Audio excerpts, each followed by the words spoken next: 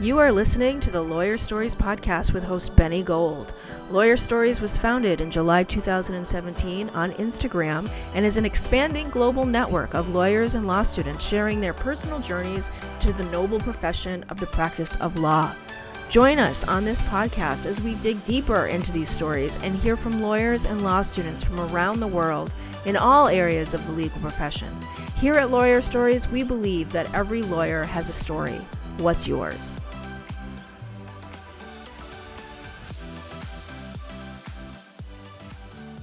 Welcome to the Lawyer Stories podcast with Benny Gold.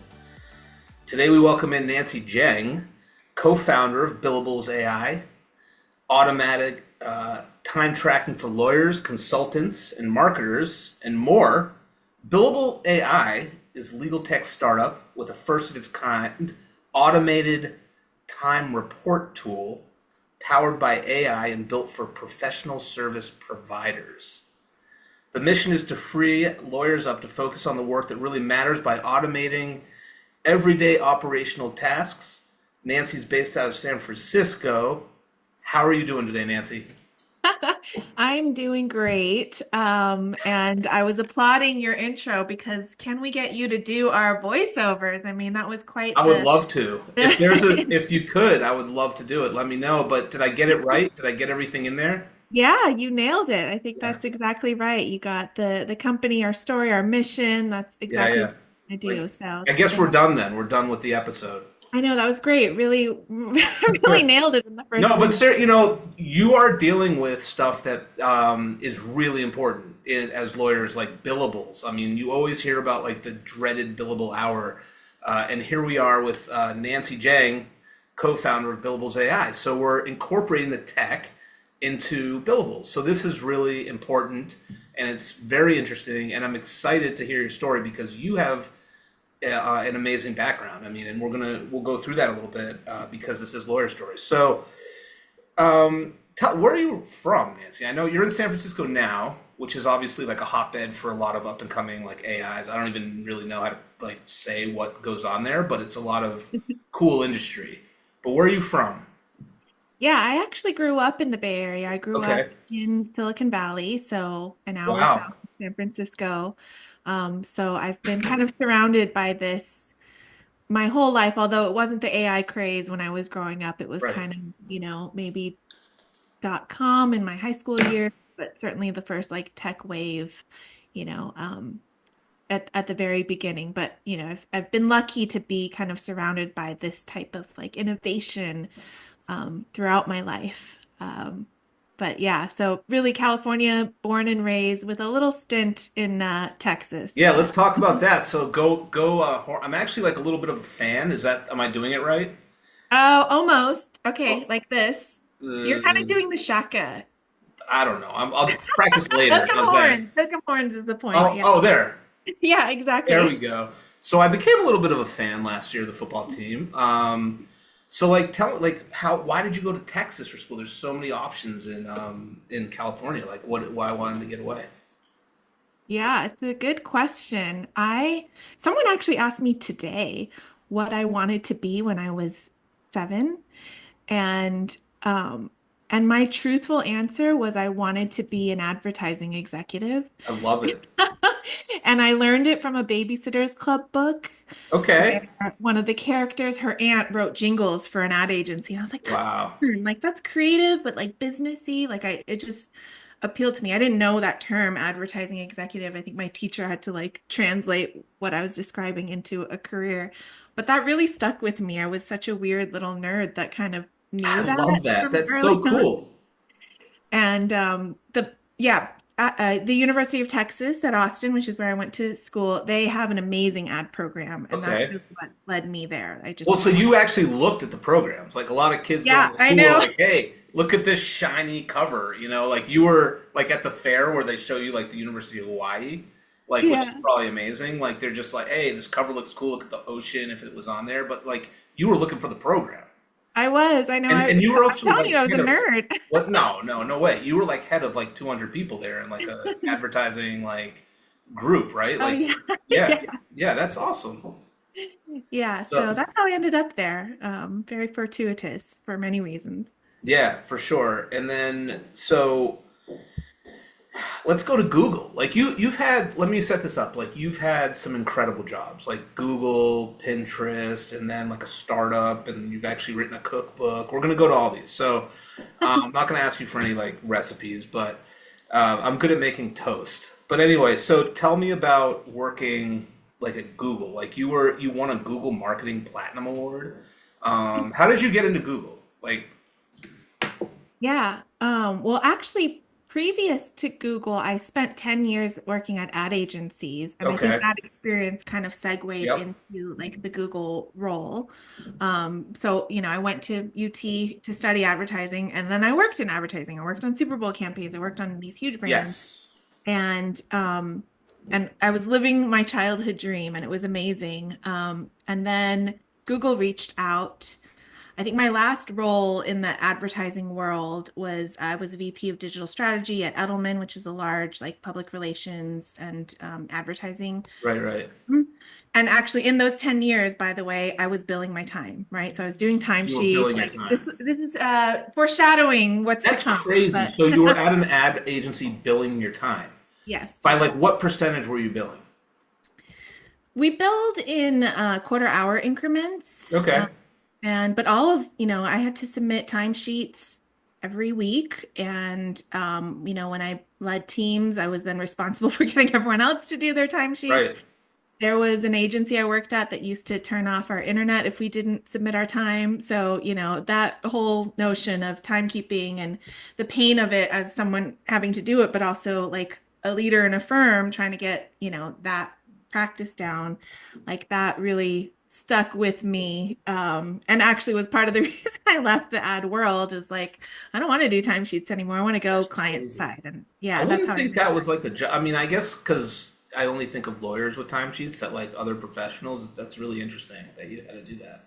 Yeah, I know. It's unfortunately I something mean, that, unless it's like an hourly thing, you're working in like some other, you know, job where it's like hourly, but like the quarter hour, yeah. makes sense though. Yeah. Yeah, I think lawyers, agencies, consultants, accountants, everyone like this kind of professional service, client service realm, time sheets and time entry tends to be that like universal metric, really. Yeah. Productivity of like how rates are based, how the company makes money. So it becomes this necessary evil. But yeah, not just lawyers. Although I would say after having, been in the legal tech world for a while, I think lawyers have it the worst with Yeah. the time entries. Sounds like it's very minute. Like they have to bill Yeah. for, whatever. 6 minutes, man. Yeah, That's six cruel. minutes. That's crazy. So then you go on to Google after Yeah. you get your advert. Every time when you said Edelman, I read Edelman, but then I think of the New England Patriots wide receiver Julian Edelman, who is I'm a Not big quite the Patriots same. fan. So anyway, okay. So you go to Google after you get all your ad experience. Yeah, so I was brought into Google to lead their content marketing, specifically their small business kind of social team. And so we were working with partners to make content basically that helped small businesses get online because they were, I mean, a lot of like our audience were these mom and pops that didn't know how to set up their like Google Maps Right, profile and right, go up. And this stuff is mostly free. Obviously, Google wanted them to buy ads eventually, but a lot of what I was working on was like really educational and just helping those small businesses. And that really like was such a great part of that role is like it really ignited a passion for small businesses for me. right. Um, and so, having the chance to kind of partner with them, create content, we partnered with the Small Business Administration and Wow, did a lot of things there. And that was really fulfilling and kind of got me into maybe more the tech world. That was like my first foray. that's amazing. So tell us about Pinterest. Like I feel like Pinterest was like on the scene for a while. Yeah. And that so like tell us like what like about your work at Pinterest, like leaving Google, like what made you want to leave Google? I mean, Google's like such a mammoth of a company, and then making the pivot over there. Yeah. Yeah, I think there's a part of me that's always been a little entrepreneurial in spirit. I mean, I guess that Yes. I'm doing what I'm doing now, but I think like that was part of, the decision to go to Pinterest, which was like more new and up and coming at the time.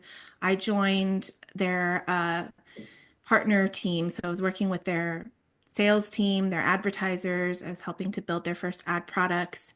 It was a lot of firsts at Pinterest, and Yep. that what really spoke to me. So I kind of came in with like all these ideas, and it was nascent enough and scrappy enough and in that high stage growth, or high growth stage rather.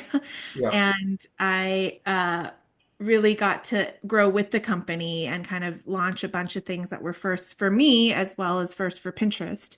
Wow. And I ended up staying there for 7 years. So I had many roles, and the last of which was leading their global consumer and creator product marketing teams, which was really amazing. I did that for a few years before I left. So yeah, it was really great company, great culture. I think it also instilled in me an appreciation for like great design Hmm. and very user-centric experiences. Yeah. Like I think that's just so critical, and I think that still stays with me today in my day to day. Yeah. No, it's interesting that you mentioned your entrepreneurial spirit because that was literally my next question. Like, what drives your entrepreneurial spirit? Yeah, Is it the I wish. seven-year-old in you, or what? Like, Yeah, maybe. I think there's a little bit of me realizing only as I've been launching a company that I even was kind of made for this in some way. Like I never thought that I wanted to necessarily be like a founder. But when I look back at my career and the choices that I made and the way that I, took on different roles and opportunities, it became clear in kind of a revisionist history type of way that I was always trying to find like entrepreneurial opportunities, even within large companies, like even within Google, we were trying to do new things that hadn't been done before. And at Pinterest, that was certainly true. And so I feel like there was always this hunger to kind of learn new things, be uncomfortable, yeah, and wow. be a steward of, new experiences. Tell us, And well, let me stop you. I want you to talk about that. Like, what's it like to, like, how do you deal with being uncomfortable when you're in a job or like your workplace or you're like, you're really, is it almost like you get complacent? And I don't want to, I mean, I no knock on anything, but do you get complacent and you want to feel that uncomfortable or you want that challenge? Like, tell me about it. yeah, I think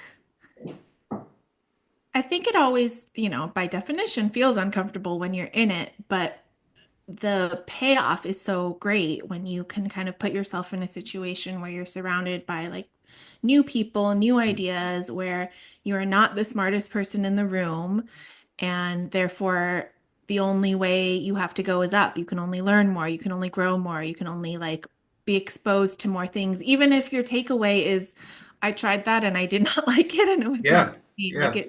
it never hurts. It never actually like, sets you back in any way.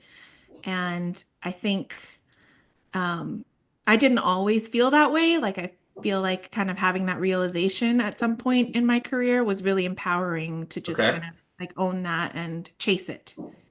Yeah. Wow. And you wrote a cookbook. Like, what, through Yeah. all this, like, you wrote a cookbook. Like, what is that all about? Yeah, I know, totally random. Talk about like new things and like learning the publishing industry and kind of Yeah. all of that. Yeah, the cookbook is called Noms from Mom, and it's a collection of recipes from my mom. So she's an Okay. amazing cook. She's from Taiwan. I'm Taiwanese American. I was born Oh, here, cool. but that's my heritage and background. That's awesome. She makes amazing Taiwanese food, which I actually did not appreciate growing up. I only wanted American food. Yeah. And so only in adulthood did It's I. it's only until we're older. I That's know, right. right? Right. Like Yeah. I wanted like spaghetti and mac and cheese, and Yeah. she was making, amazing food and then making Right. like, our version that we would eat. It was a real shame, but Yeah. at some point in adulthood, I realized that and kind of formed an appreciation for it, and then realized I want to cook that stuff. But it was all living in her head, which I think is really common. You Yeah. have these Yeah. recipes and like grandma and mom or dad, like they can do it. And if you try to recreate it, like there's no written record, there's no, they're like, just put in some salt, enough. And so the cookbook emerged from me trying to capture her recipes and, document it, and also wanting to stretch my creative muscles in writing and photography and illustration and all of the above. So Love it. it's a I fun love it. passion project. Yeah. That a passion project. Okay, cool. So I want to talk about Billables AI.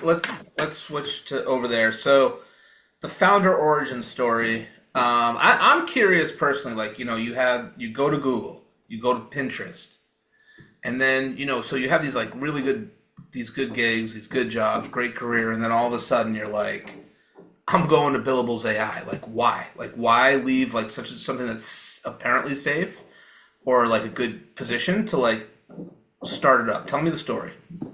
Yeah.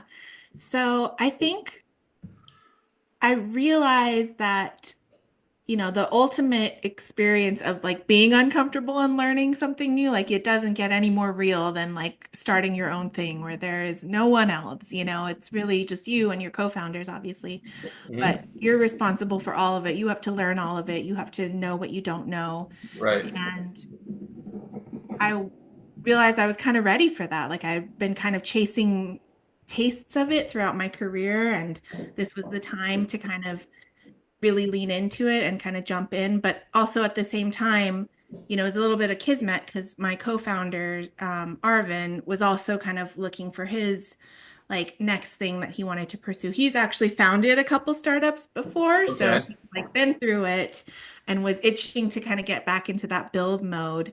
And we connected, and not even over that, we actually connected over like, I think it was at a birthday party because Okay. we've known each other since college. And the idea for Billables sparked. And then we realized like now's the time.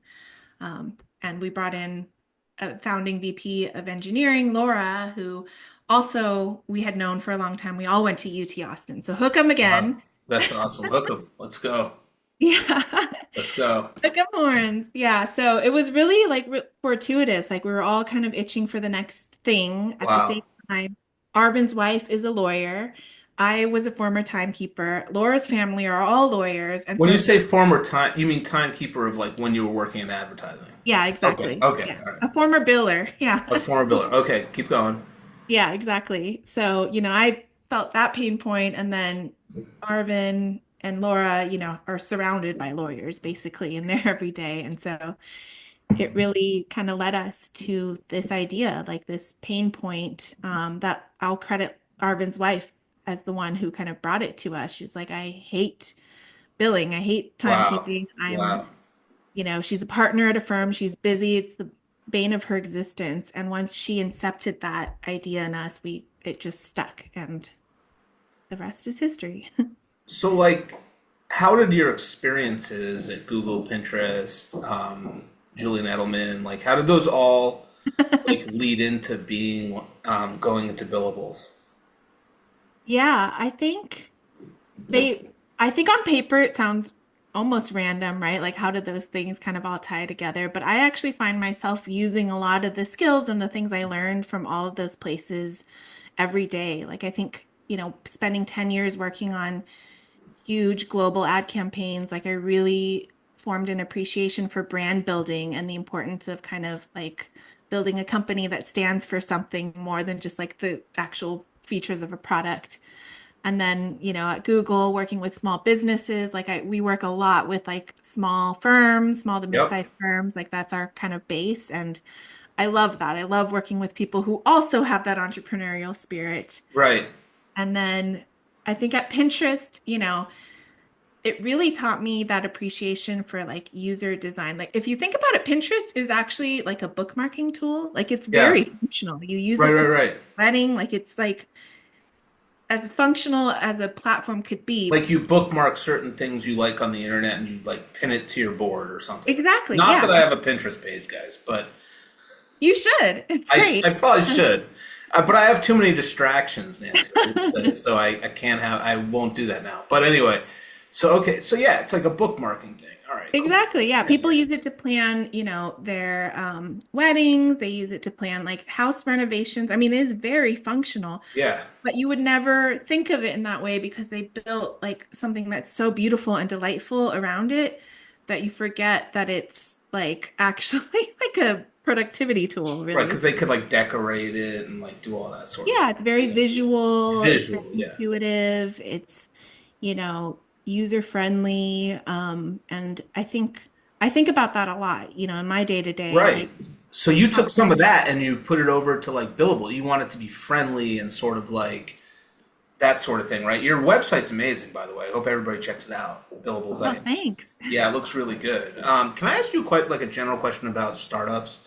Yeah, What please. what is like your definition of a startup? Like, do they need seed money? Does it have to be tech? Does it have to be? And this is somebody that's not really, I started this organically as a passion project, like, but I'm just curious, like somebody sitting there in San Francisco, co-founder of a successful startup that's going to be used Yeah. by, hundreds of thousands of lawyers. Like, what would like, how would you say like what a startup is? Oh, I think can be loaded. Can it? I mean, let me break it down. I don't want you to have to like. So, can it be like? Does it have to include like tech, or does it have to include startup money? Does it have to include, or can it just be something that somebody thinks of that there's like a business to get an LLC? This is like a kind of a personal sort of question. Yeah. I think it really is more of that like general Okay. mindset, right? It's Okay. like, a nascent company that someone started with like the seed of an idea and a desire to kind of put something new out into the Yeah. world. Yeah. I think it definitely has been associated with tech for, a number of reasons, Right. but the spirit of it I don't think is limited to tech at all. I see that every day actually. I feel like, when I work with lawyers who started their own firm or Right. struck out solo, like those are all startups. Like they are dealing with very similar problems to Yeah. us Like, what are some actually. of the reflections after talking to hundreds of lawyers in the past couple of years that you have? Yeah, I think there's a lot of shared experiences from kind of what I had experienced in the past working at ad agencies.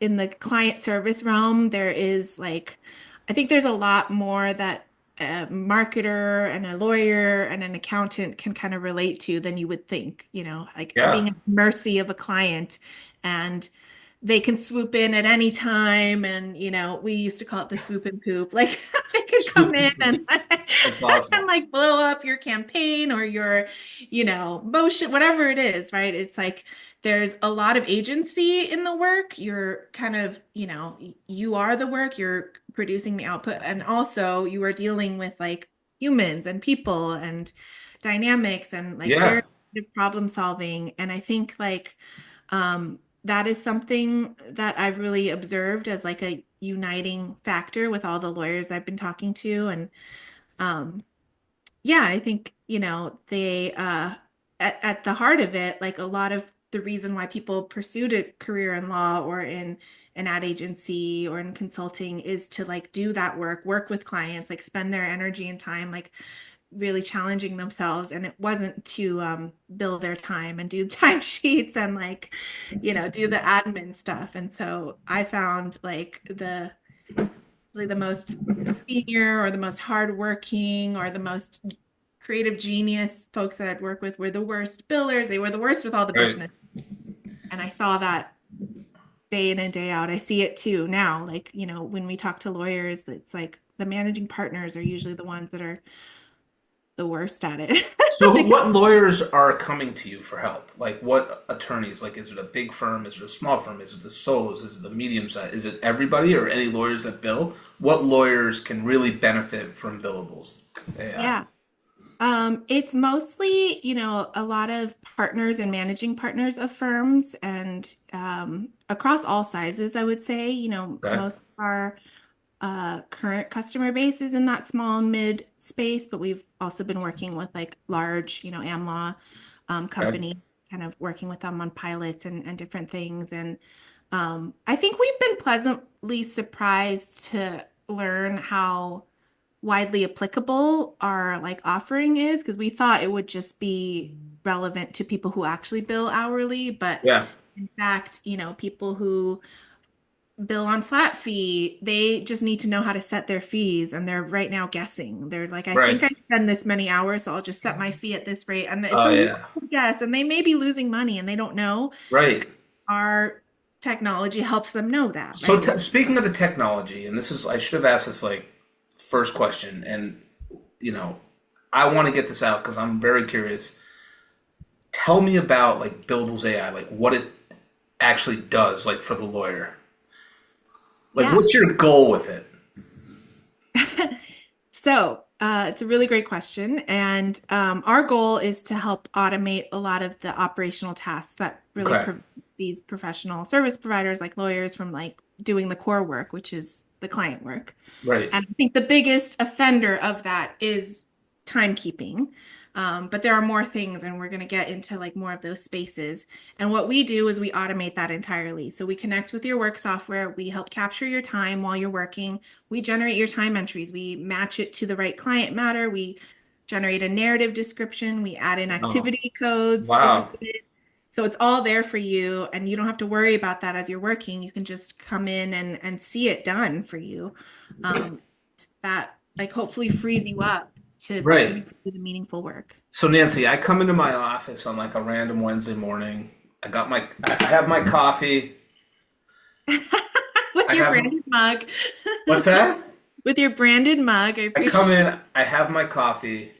I'm like, okay, like let me get billables going and like tell me like what I do with it. Like tell me what it's looking at all day, how it's integrated and like what I'm doing. Like let's yeah. I think the beauty of it is you don't have to think about it. So you would come in with your coffee and your branded mug, Yep. and you would do what you normally do. You would open up a Word document and start working on, a brief or whatever it is. You Okay. would send an email or read an email in Outlook. You would, join a Zoom call, and we're just quietly capturing that in the background. You don't So have it's to. integrate. So tell us about that integration. Like it's integrated into like everything you're doing throughout the day. Exactly, yeah. So we've built in integrations with Outlook, with Microsoft, with Zoom, with It's Adobe. amazing. And so it's just running in the background. You don't have to go and turn on the timer. You don't have to go to the billable site. It's just kind of running. I mean, you will have to go to the billable site eventually when you want to see your time What entries, about but legal research? How does it capture that? we have a browser integration, so it'll Okay. capture any time that you spend on like Lexis or Westlaw, Good. anything that's kind of cloud-based software that you're doing, that you're That's using. awesome. Yeah, so it's I love really, that. I think that's so important. So I want to like say that again. So you basically, so Billables AI, like you don't even have to sit there and be like, oh, that was point 0.6 minutes on this matter. That was a half an hour on this matter. Oh, I just sent an email. Like this is literally in the background. Like, and I think that's great for clients to know too. I mean, if you tell your client you're using something like Billables AI, they know that you're not going to like be like exaggerating the bill, right? yeah. Because in the background you have this thing that's like integrated into Outlook, into Microsoft, into Zoom, and it's going to be really like honest about what you're doing, right? Yeah, that's exactly right. I think it helps everyone, right? It obviously helps the lawyer. I think it helps the client in that regard. It also helps with quality of billing entries. Okay. We create these really detailed narratives, so you as a client would know what they were working on versus, if they're cr- creating their own time entries, it can Right. be, right? It can be like, wrote email to so and so, like Do you about what? I mean, do you think clients look at that? Is there a way to like make your clients like aware of that? That's my first question. And then like what happens if you like go to the bathroom? Like if you get up, like does the thing stop? Do you hit like stop? Oh, there goes my microphone. How does that work? Yeah, so it's really just capturing that active time. So if Okay. you're, editing things, scrolling, like that's what it's capturing, Okay. not counting idle time. So what if Um, you're on Google like researching a vacation or something? Like it just won't capture it? it would capture it through the integration, but it would likely file it into kind of we have like a spam folder mode. Wow. So it'll I, kind of note that it's probably personal I stuff. think So that's amazing. I mean, bot like I think a lot of law firm owners need to know about this. I mean, this is This I is really, agree. I I agree. think, no, I think this is like a really interesting thing. If you're having associates and associates are saying, hey, I just sent an email, but it took me 45 minutes to draft it. But did it really? Yeah. Let's look back at your billables. Let's look at Billable AI, and I think it's a very interesting thing. And So, we find that people, it tends to be almost the opposite. People like, um, they do spend more time on things than they think in hindsight. oh, They're like, oh, I interesting. just Okay. sent that email. I just shot it off. Actually, no, you spent like point 0.3, like 18 minutes Yeah, on it. yeah, yeah. Okay. Are thinking through every word. And that's why people come to us. One thing we hear a lot is, I work 12 hours yesterday and I Right, billed 8. Like, how is that? I wasn't messing around. I mean, I know right. I was working. I was at the office, whatever it is. Where did that time I go? know, because when you get researching or you get writing, you might not realize like what time you started. Yeah. Like you might have started at like 2:15, but you're like, oh, I think I started at 2:45. Right, And you might exactly. have gone till 4 doing the research, but you really started at 2:15, so you get that hour and 3/4 or whatever it is. So it does that work for you instead of having to think of the 6/10 or whatever it is of an hour. Probably not 6:10, 6 minutes of the hour. Sorry, I know Yeah. you're laughing at me, Nancy. That's okay. Like, but I see it like that.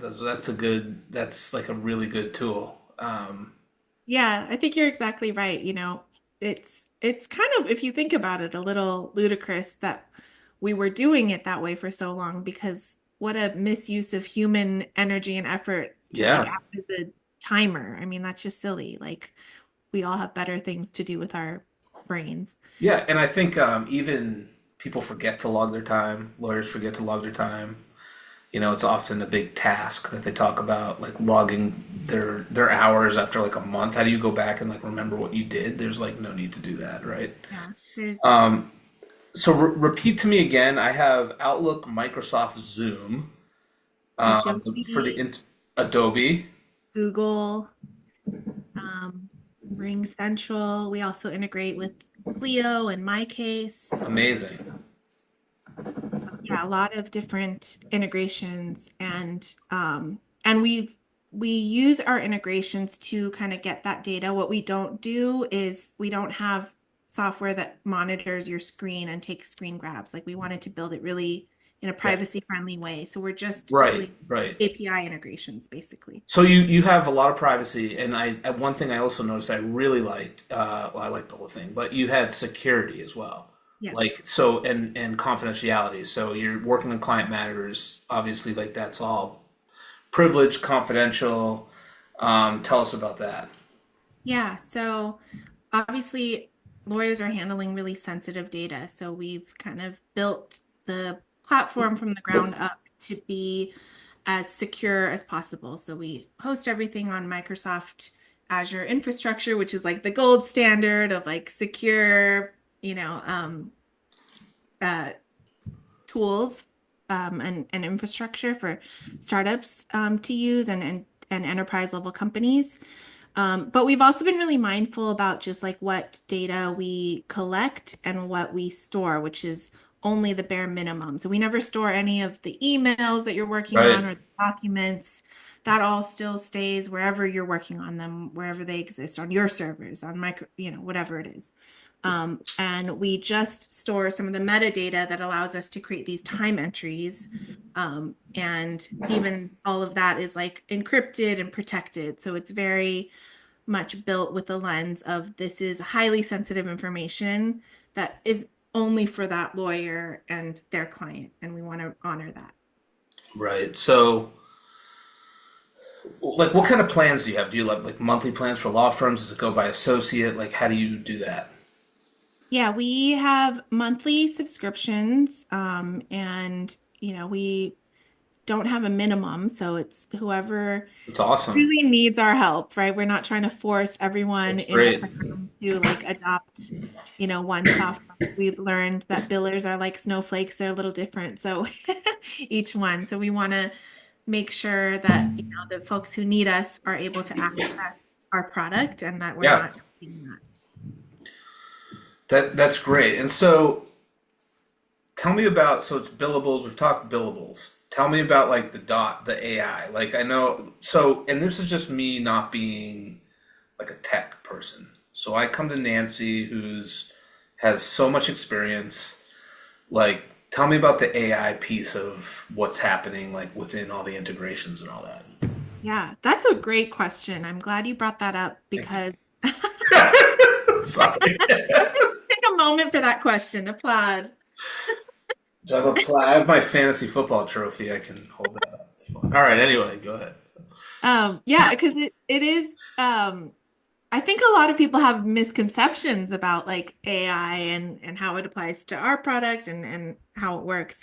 Um, and we use AI in a number of different ways. We use AI to help figure out what that work is related to. So which client are you working on? You know, based Wow. on us capturing that you're drafting this email or working on this document, there's a lot of different ways we can kind of infer that it's related to this matter or case or this client. And that's all using AI and Oh, reasoning. that's so important. I Yeah. can't believe like we haven't even touched on that. I mean, that's so important. So you don't even. So I guess in like the normal legal billing world, you'd have like a sheet for each. I don't know. Like you'd have a sheet and you'd write the Wilson matter, the McMichael matter. I don't know where I'm getting these names, but like the Yeah. Gold matter, the Jeng matter. But this, like you're doing the actual work Yeah. without even thinking about it. Billables AI is in the background, and it's just like because of AI and like the universe that it's looking at, they're like, oh, he's back on like the Wilson matter, right? Is that sort of what you're saying? Yeah, exactly. It's like, you know, Ben was writing this email. I mean, he really crafted this. He spent like almost an hour on it. And Huh. and not only that, but it was related to this matter, this Right, client. And then we use AI to generate the narrative. So lawyers have right. to use narrative descriptions, and there's so much wrapped up in that. Really? Tell me about the narrative. What does the narrative look like? Yeah, so I mean, this is very controversial. Every lawyer you talk to will have different opinions on, Hmm. should your narrative be in past tense or present tense? Should you use Okay. periods versus semicolons? But they usually Oh, read interesting. like, drafted or reviewed and analyzed motion for summary judgment regarding blah, blah, blah, right? So it usually is fairly descriptive, but it's also this art of like finding the right words that describe the activity that a client will want to pay for or, view as valuable. And lawyers will spend years kind of perfecting like what it takes to write a good narrative that like will, Really? yeah, And does because, that go to like, are you talking about the narrative that goes to the client, like about yep, what they exactly. did? It goes in the bill and it's what they use to And they justify. spend, you're saying they spend years doing that. Oh yeah, they have, in Big Law, they will do like a whole week or 2 week long training on writing narratives and then Wow. years enforcing it, right? Like because it's really about the practice of it, like getting your bills rejected and having to kind of Okay. course correct and all of that. So it's a huge part of timekeeping. I mean, Yeah. have to write that for every 6 minute increment throughout your day. That's a lot of time spent on that activity, and we generate all of that for So you. how is the AI program doing at Billables AI with generating that paragraph or those lines? Yeah, we have kind of trained our general model to use industry best practices for narrative. So, like using active verbs, using Okay. like certain naming conventions, like first initial, last name is fairly common for how people want to refer to like correspondence on an email or attendees of a meeting. And then we apply that to your time entry. So it generates, in the same way you've seen other generative AI create content, it is doing that, but that content is, you know, your time entry. Wow. Nancy, we got to get this. I want to help you get this out there even more. I mean, this is like a super cool thing. I mean, um, I think the AI piece of it is really interesting because you don't have to sit there writing like how do I have to like describe this matter, you know? Do you think clients know when a firm uses this or they don't really care? I don't think they care because they just want to know that. the work was done, that they're getting what they're paying for, Hmm. and they want to be able to. I think most clients do want to like pay their bills. They just want to know, Yeah, what was included in it. And I think the level of specificity that we provide, like, right. is really helpful for both the client and the lawyer. Yeah, I mean, you make it sound like the like the week long billable write ups. Like it sounds like a law review project. Like how do I Yeah. write like this perfect I reviewed like a slip and fall case, and I had writing the like what I did. Like I researched this, but what? Tell me some more. Like, am I missing any productivity features from Billable AI? I want to make sure I capture like everything that you do.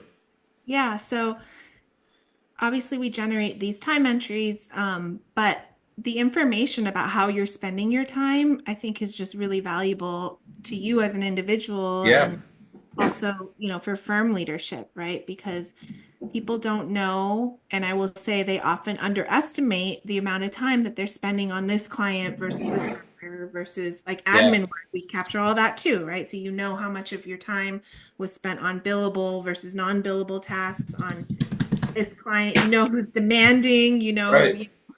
where like there are ebbs and flows in your workflow. So we have analytics that show that information, and it's helped a lot of firms figure out how to set their bills, like their flat fees, how to allocate resources, right? Like this matter is understaffed, or like there's just so much time being put against this client, and we need to disperse it better. So you can imagine like all the implications of that data, and that's what we really want to provide to folks and help them, again, automate more of the operational work. It's amazing. What did we leave out? Is there anything you were hoping to talk about tonight that I don't think I touched on? I think a parting thought is, one thing that kind of drove us to launch this company is, that there is so much noise about AI, like in the Yeah. world. I mean, Yeah. everywhere, every headline is about AI. And I think there's like some alarm over it, and also just some like, all the conversation is about AI kind of replacing work that people are not wanting to let go of, like creative work, right? Creative output, and writers and artists and things like that. And I think we just really firmly believe that the power of AI should be used to kind of do the work that no one wants to do. No one's like jumping at the chance. Yeah. 7-year-old me did not want to be a timekeeper or builder, Right. right? Like, and so that is like a driving force in our company, and also in the product, and how we like build it, and the way we unleash it to folks. And I think Yeah. like hopefully people see that, feel it. I know our customers have expressed that, but that really is like, I think, the main thing that fuels me every day. Yeah. So do you like love being an entrepreneur? Like going back to like the 7-year-old who was so like fixated on being an ad executive and like do you, I mean you it's just you have a great story. I mean you went to some like amazing companies and like you got to do your thing. Like and you're building and you've built. When did we launch with Billables AI? We incorporated in 2023, so we're Wow, about a okay. year and a half. That's amazing. And so how much? I mean, do you love it? Do you still be like love having the entrepreneurial spirit, and then meeting lawyers and like helping them out. I mean, telling them what you can do. I mean, because you really found something I think in the marketplace that is very very useful, and I think that that's like the biggest thing. One of the biggest things to being an entrepreneur, right? Besides executing it, Yeah. obviously. Yeah, yes, that's exactly right. I think I've loved it so far. I think it's been like an amazing journey. I mean, even talking to you, you're a lawyer, like Yeah, I think there's just so much energy that I get from like this problem space, and this particular audience. Like I think lawyers are fascinating. yeah, They're all kind of kooky, I would say. A yeah, lot of them are. maybe. I like characters, I like people that have a story, and I think that's been like a huge unintended benefit of this role, is just getting to meet other folks, other lawyers, and learning from them. No, it's awesome. Where do you want to see Billables in like 3 to 5 years? Obviously, like taking over like every law firm, but is there anything besides that? I think we will have really achieved our goals if no one Yeah. has to do a timesheet ever again. That would be Yeah. No, amazing. it's Billables would incredible. be like the driving force of that, but that would be like it's all about the impact, and that's the impact I want to see for Well, us. here's the thing, Nancy. Like, I will, if you see somebody on like Lawyer Stories or like somebody we've interviewed, somebody that looks like they would be a great benefit to Billables, like, I'll do a warm introduction. Would love to do it. And let me know how Lawyer Stories can help you, like, get the word out. Like, I think what you're doing is super cool. Because me as a lawyer, like, I don't think I'd want to be like billing all day. I mean, I think I've done that Yeah. once or twice, and I think what you're doing is like a super cool startup. So please let us know like how we can help, and we also want to have another blog post at some point. And it won't take as long this time to get it. That sounds great. I will definitely take you up on that offer, especially since we're going to try to hire you to be our spokesperson. That would be sweet. I think I should be your spokesman. I think you guys should actually just sponsor the entire Lawyer Stories podcast. No, I'm just kidding. But is there anything else you wanted to leave us with today? Like, did we leave anything out? Um, I'll leave you with a quote Yeah. from Queen Goddess Mariah Carey, Nice. which is that a hero lies in you. And so I love it. I love it. Oh, I wish I could think of the song right now that comes out like. There's so much. She has a hero lies in you. I love it. Thank you. So, stay right there. Everybody else, thanks for tuning in. Wherever you are in the world today, enjoy yourselves. Cheers.